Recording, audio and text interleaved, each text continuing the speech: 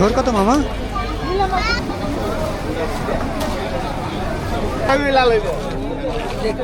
বালু নদীতে নৌ ভ্রমণের আনন্দ চলছে। তা আমরা এখন আছি হর্দি বাজার। তো আজকে আমরা হর্দি বাজার ঘুরে দেখবো এবং আপনাদেরকে দেখাবো হর্দি বাজারের বর্তমান অবস্থান। তো চলুন শুরু করা যাক। আমরা এখন বাজারে চলে আসছি।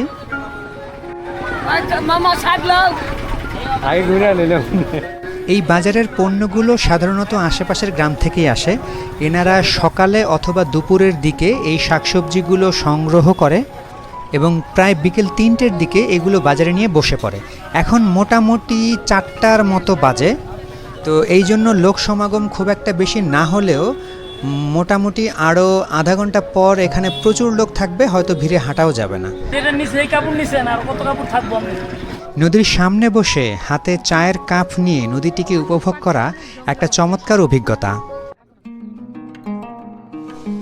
মেঘলা আকাশ, হাতে চায়ের কাপ এবং নদীর পাড়ে বসে থাকার এই চমৎকার অনুভূতি সবাইকেই মোহিত করে।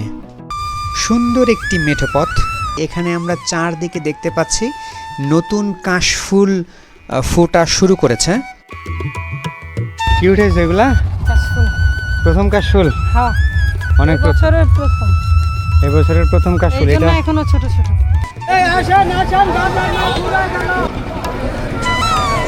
আমি লাগাইব দেখতে আরে একটা খাই না হ্যাঁ দেখি একটা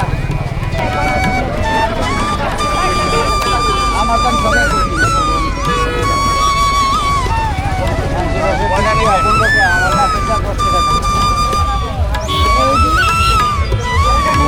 তো বিদায় নিচ্ছি। ভিডিওটি ধৈর্য ধরে দেখার জন্য ধন্যবাদ।